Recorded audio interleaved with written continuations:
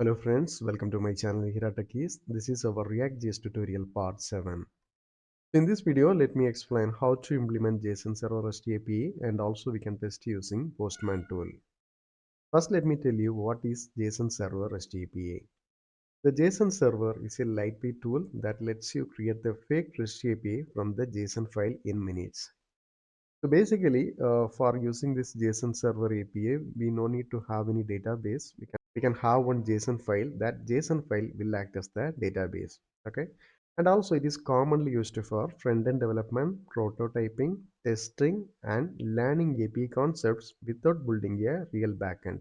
So let me tell you the scenario. If you are a front-end developer or if you are learning the front-end technology, since you don't have the real-time API in our hand, we can go with this JSON Server REST API and we can complete the full development and also we can do the testing. Okay. So now let me tell you how to do the implementation. So the first thing is we have to install the JSON server package globally. So let me copy this npm command. And one more thing. So here I mentioned the version. Okay. This is not the latest version. Again, it is the older version only. So the reason is why I chose this version mean in this JSON Server API, there is the key column is there. There is identity column. The value should be generated automatically.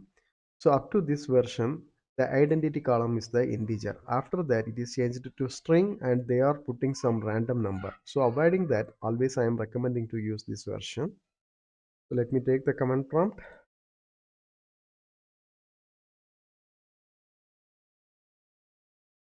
Okay, the installation gets completed. The next thing is we have to create one JSON file. So let me go to my React application.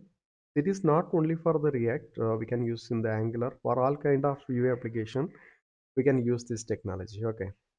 So inside the source folder, I'm creating one more new folder data. Okay. And we can create one uh, new JSON file. I am providing the name as db. Again, this name also user defined. Fine. So here we can create one empty object. Maybe I can provide the name as employee. Okay. I just provided one empty array only. Okay, let me save this one. So the next thing is we need to run this API. Let me open one new terminal. The command is JSON server watch and we need to provide the path. We created inside the source folder data and then our file name is db.json. Okay, so now this is our API endpoint. Okay, so let me copy this API endpoint. We can test using this Postman tool. So already I have installed the Postman tool. Here we can create the new request in the HTTP side. So the request type by default we are able to see this get and I posted this URL here employee. Okay. So initially we are getting the empty array only because there is no data. Okay. So now we can make one post request and we can enter some values. I'm adding one more new tab and changing the request type into post and the same API endpoint only. Okay. In this body section, we can provide our object name, Ramesh, email, and mobile number.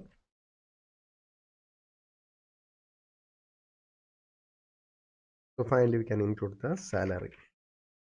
ID no need to provide. It will be generated automatically. Okay. So let me make the request. Okay.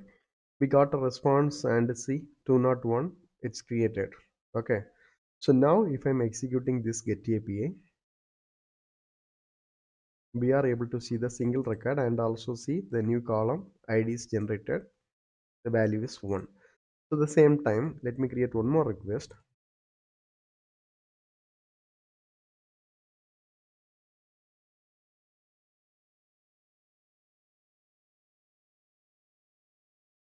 So totally 2 records. We have an array and we are able to see the two records. See the id column, it is incremented automatically. Okay, and also we can see this data from our JSON file. See, we have multiple data, right? So in case if you are adding some data directly here, like as a static data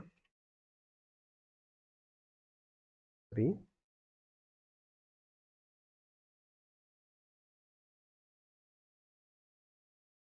I just saved.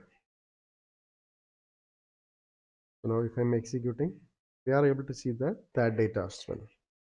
Okay, so now we have completed this get and post. Again, in this get also, based on the id also, we can get the individual objects. So let me show you that.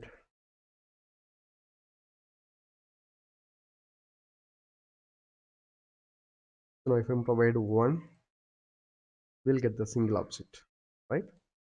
Similarly, if I provide 4, we don't have any record, then we will get the empty object. And also see this response 404 not found. So basically it will work like a complete REST API. Okay, we can expect all the functionality. The only thing is the data will be stored in the JSON file. We cannot use for the real time. Okay, other than that, it will work as the complete API only. Next, we can work for the put method. So I am taking this ID2. Okay, some data is there, and opening one new tab. The request type is put. I entered this URL. Since we are making the put request from this URL, we need to pass the identity column. Okay, and then in this body we need to pass the actual data. So this is our actual data. Okay, so now I am just making some changes. I am changing this name and the salary as well. Okay, so now if I'm making this request 200, okay, so the request is updated successfully. For the verification purpose, we can execute this once again. Okay? We have a values, right? And finally we can make one delete request. So the request type we have to choose delete, and the key value we can pass through the URL. Okay, and in this body no need to pass anything. Once I make the request, the response is okay. Okay, the record got removed. So if you want to verify, see, we got an empty only. In this final get also, the record got removed. If you look at the JSON file also, the particular ID got removed. So next let me tell you how to apply the filterings. Okay, we can search based on one of the column. Okay, maybe I will take this salary. So we can use the same get method. Okay, and in this query string we can pass the salary value. Just 100 I given. There is no data. 10,000 also no data. The 1 lakh we have 2 entries, right? Maybe what I'm going to do, I'm just changing this into 2. Okay, in this scenario we will get the single data. Here we need to note one important information. By using this filter option, we will get our response as the array only. Okay, at the same time, if you are passing the key value through this URL, then we will get the object as response. Okay, so now we are in the end of the video. I hope you got the better idea regarding this JSON Server REST API. So in my next video, I will explain how to use this API URL in our application, and we can fetch the data and we can populate the data in grid, and we can do the complete post, put, delete actions one by one. Okay, thank you. Thanks for watching.